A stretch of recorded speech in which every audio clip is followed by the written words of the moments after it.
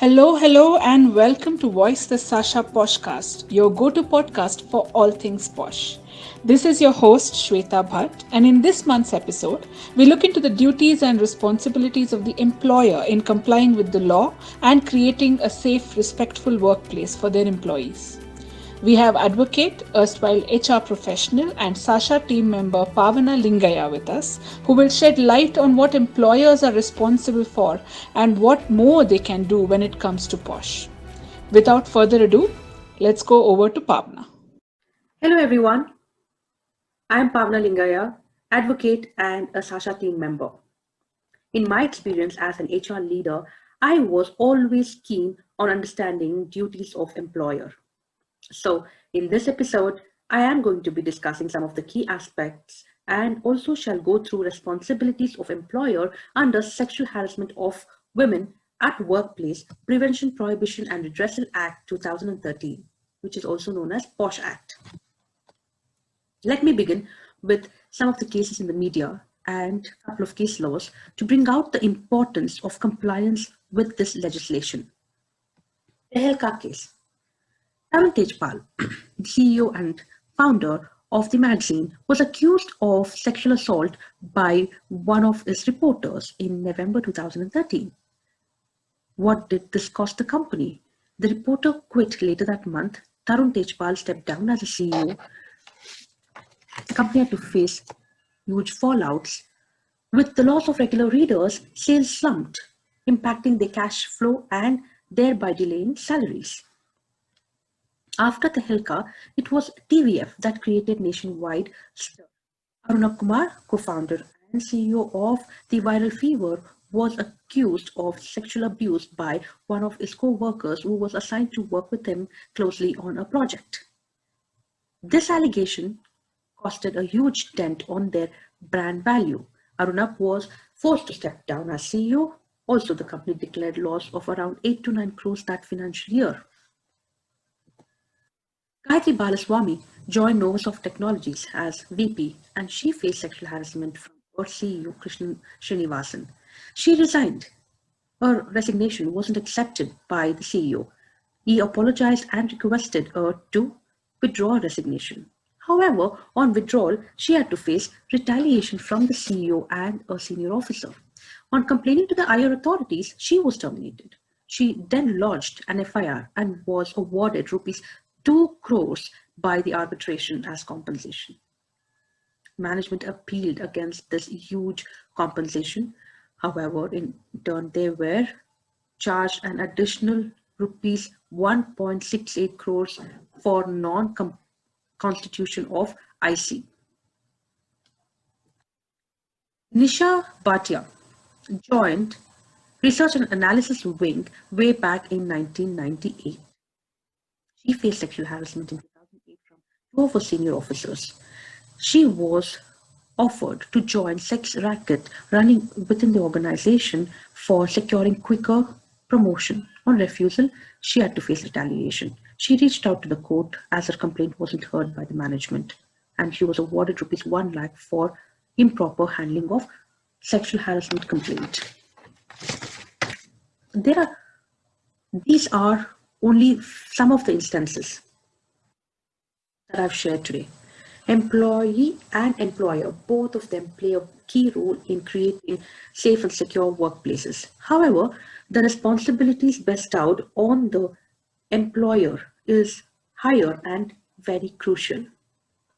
Sexual harassment has been a major hurdle for smooth business operations.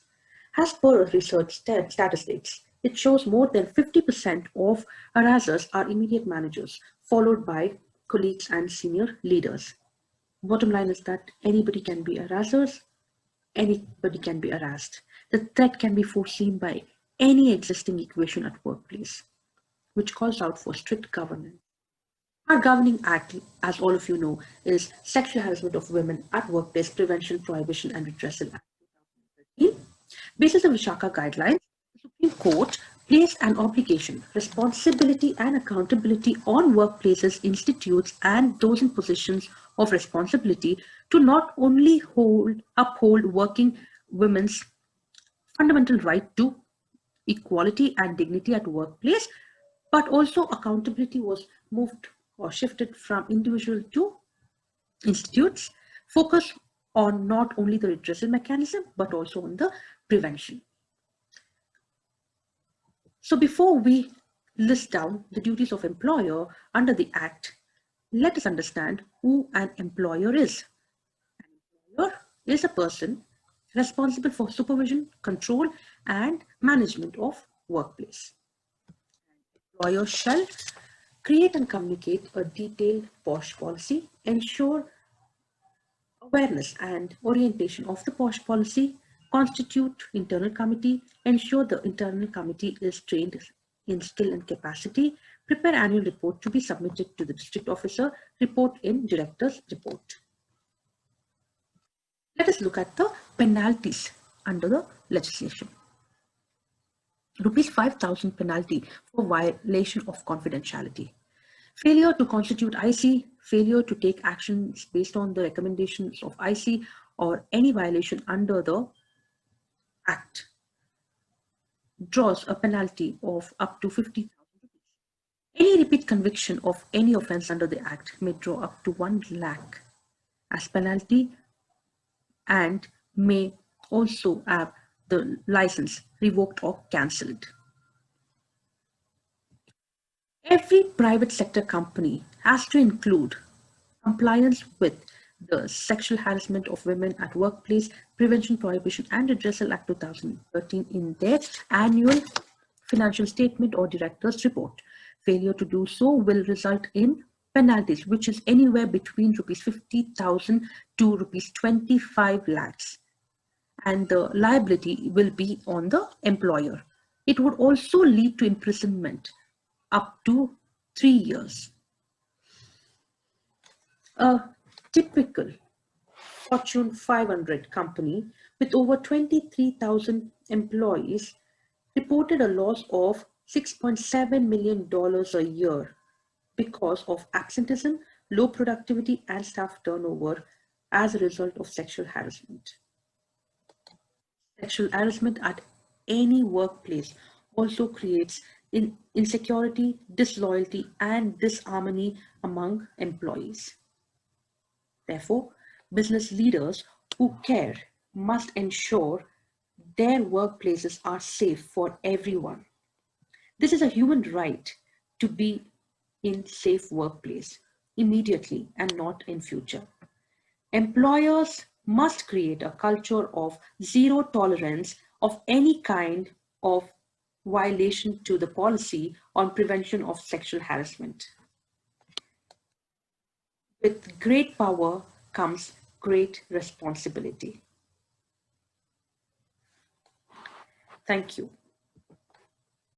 Thank you so much, Pavana, for that wonderful presentation and for agreeing to do the Q&A here. I have a list of questions sourced from Team SASHA with me. Very interesting questions, I must say. And I look forward to having this conversation with you. Shweta, yes, I look forward to it as well. And I hope the information that was shared is helpful. Yes, absolutely. So moving to the first question, should the internal committee be constituted in cases where, for example, let's say there are only 10 employees and all of them are male employees? So does it even make sense to constitute an IC in such cases? What do you think? This is one of the common questions asked by some of the employers, right? And it is only valid because the Act is specific to women at workplace. However, we must note the definition of employee under the Act. It not only includes the full-time employees, but also includes employees on contract, employees on probation, trainees, vendors, with or without the knowledge of the principal employer. So the possibility of coming in interaction with the women on professional grounds is highly possible, right? And therefore, IC must be constituted in a workplace which has 10 or more employees, irrespective of the gender. Yeah. Also, it is only imperative for an employee to understand and also respect the personal space of co-workers or anyone that they come in touch with on professional grounds. and also know the rights under the PoSH policy itself. So adding to that also, because a complainant can be an aggrieved woman, whether or not she is employed in that organization. Right. Even if it is a company which has only 10 male employees, for example, they need to have a committee, because the complainant need not necessarily be an employee also, right? So that makes sense. Yeah. Right. What happens if the employer is unable to identify an appropriate presiding officer for the organization's IC? And given that especially a presiding officer's role is quite important in the committee, what if the employer can find an appropriate presiding officer? What happens then? Yeah, this is another common challenge faced by some of the employers. What can be recommended to the employer is to be able to identify the most suitable, eligible resource and have them trained in skill and capacity to be able to handle the role.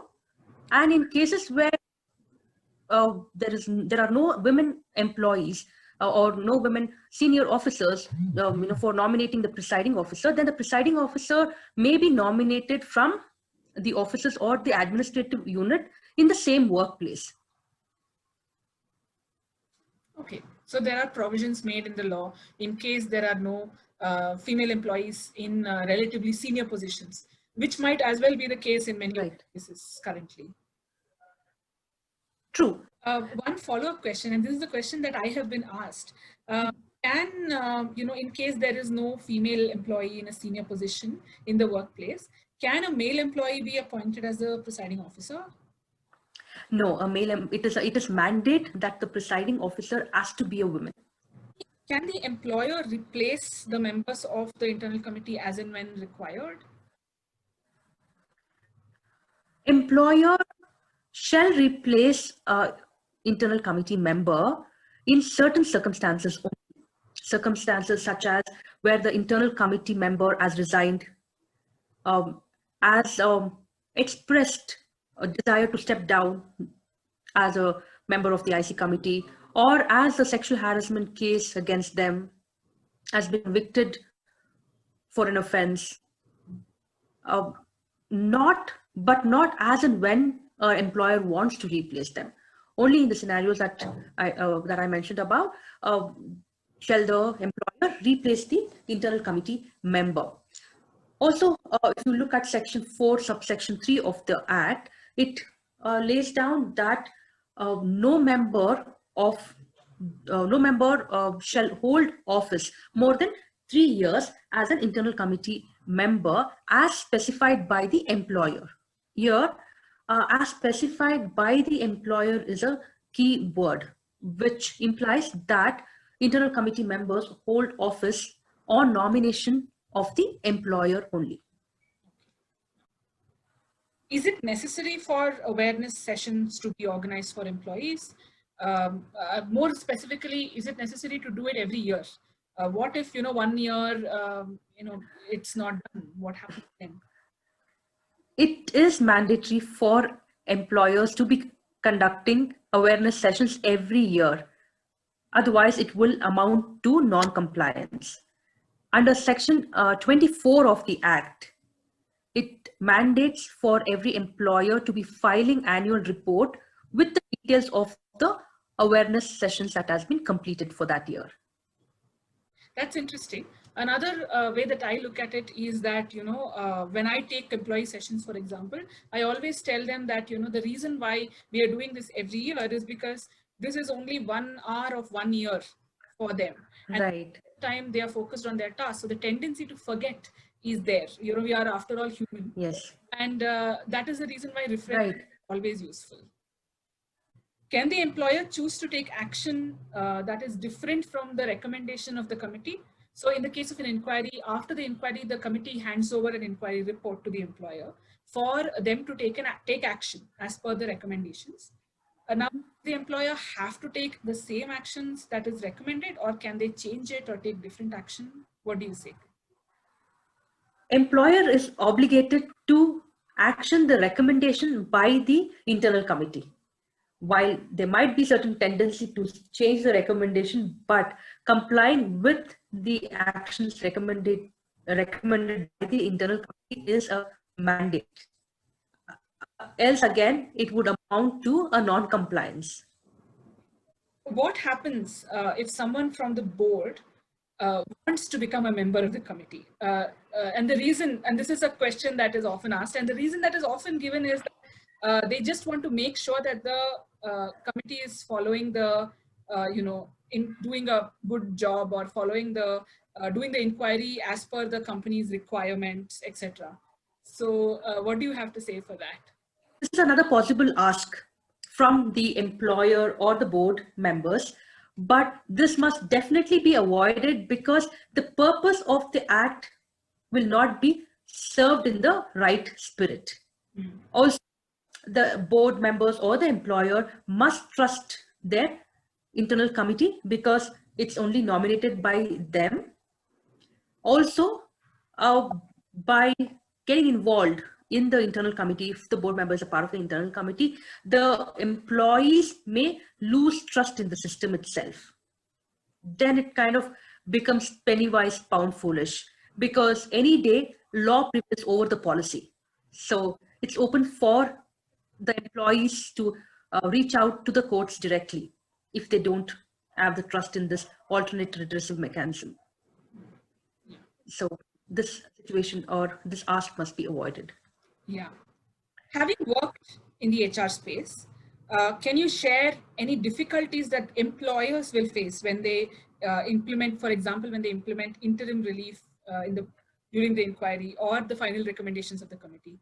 Have you seen any kind of challenges that employers faced in such scenarios? Yes,